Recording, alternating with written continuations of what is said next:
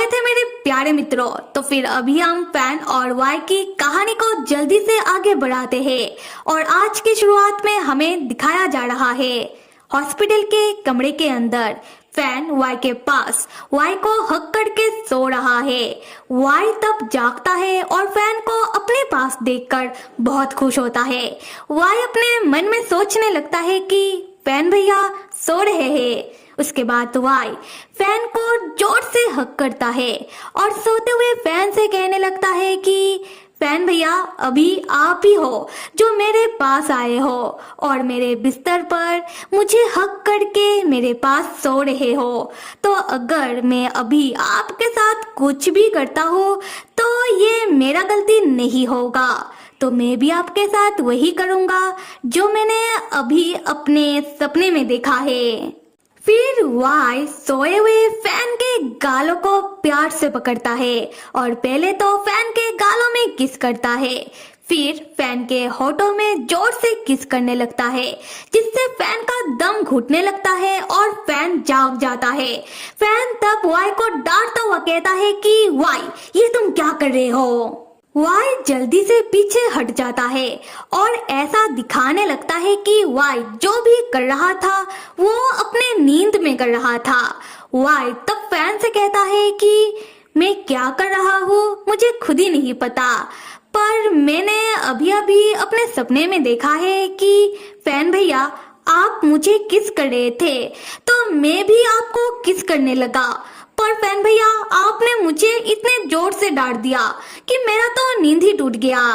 Fan तब घबराता हुआ कहता है कि मैं तुम्हें कोई किस नहीं कर रहा था। वाई बेचारा बनता हुआ कहता है कि क्या सच में, पर कितना सच लग रहा था। फैन हिचकिचाते हुए कहता है कि सपना तो सपना होता है, सच कैसे हो सकता है।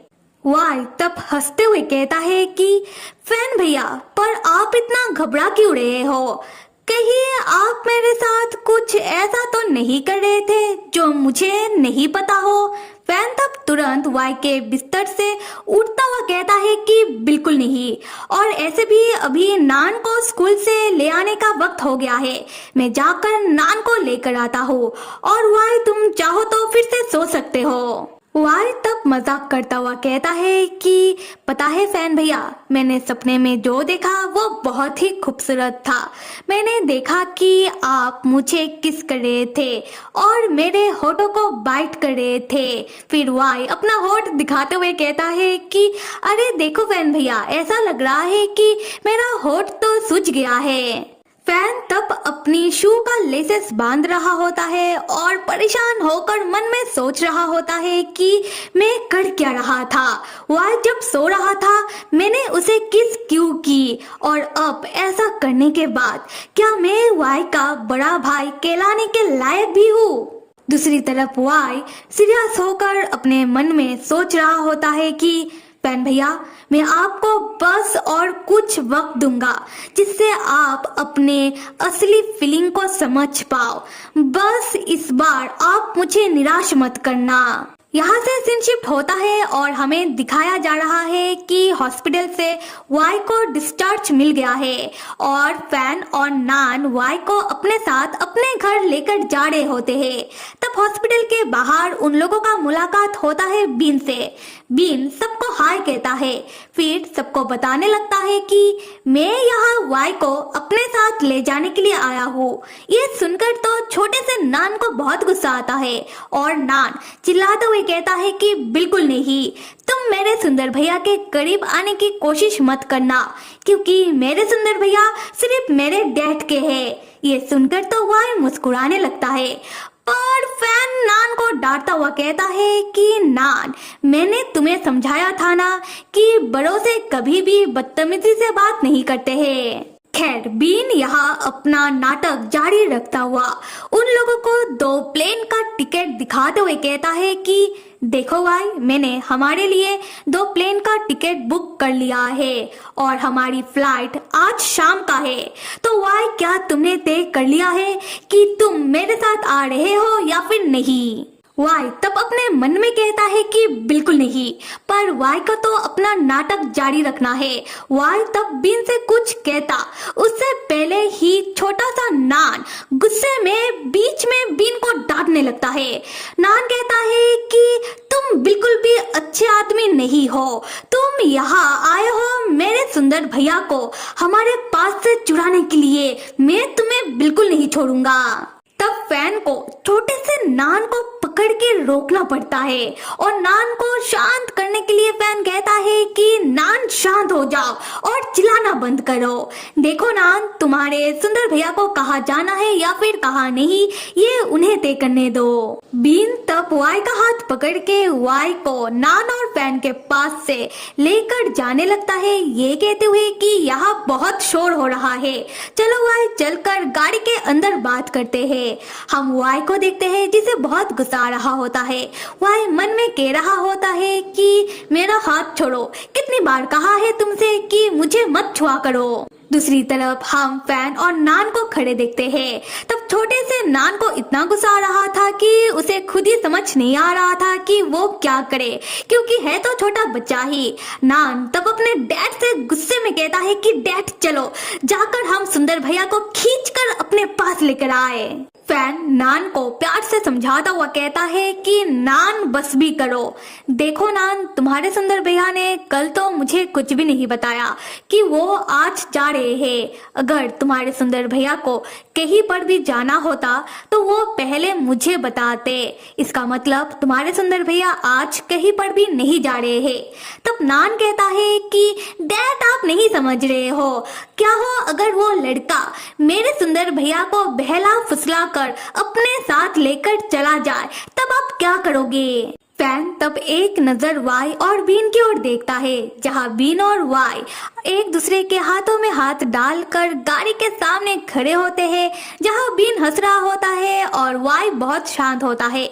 और जाहिर सी बात है यह सब इन दोनों का नाटक है। खैर, फैन तब बीन और वाई को एक साथ देखकर मन में सोचने लगता है, वाई तुम ऐसे अचानक इस तरीके से हमें छोड़कर नहीं जा सकते, पर वाई अगर तुम चले गए तो? ये सोचकर फैन परेशान हो जाता है। फिर फैन खुद को शांत करते हुए नान से कहता है कि नान तुम परेशान मत हो, नान देखो तुम्हारे सुंदर भैया इतने ना समझ नहीं है, वो ऐसे अचानक आज हमें छोड़कर नहीं जाएंगे। तब नान कहता है कि पर डैड, सुंदर भैया अगर आज नहीं तो बाद में किसी दिन हमें छोड़कर चले गए तब क्या होगा? ये सुनकर तो फैन और परेशान होने लगता है। उसी वक्त वाई फैन और नान के पास आता है और वाई फैन से तब कुछ कहने वाला होता है, जो देखकर फैन घबरा जाता है कि पता नहीं अभी वाई फैन से क्या कहने वाला है। तब फैन वाई को रुकने के लिए कहता है। फैन कहता है कि वाई थम जाओ, आगे कुछ मत कहो, असल में वाई मुझे तुमसे कुछ कहना है। तब वाई कहता है कि हाँ फैन भैया। फैन तब बहुत सोचने लगता है और सोचते हुए फैन का गाल लाल होने लगता है। फैन तब हिचकिचाते हुए वाई से कहता है कि वाई क्या तुम मुझे सोचने के लिए 3 दिन का वक्त दे सकते हो? वाई पूछता है कि क्या सोचने के लिए? फैन तब बहुत शर्माते हुए वाई से कहता है कि हमारे रिश्ते के बारे में। वाई तुम मुझे 3 दिन का वक्त दो हमारे रिश्ते के बारे में सोचने के लिए, और 3 दिन बाद मैं तुम्हें जवाब देता हूँ।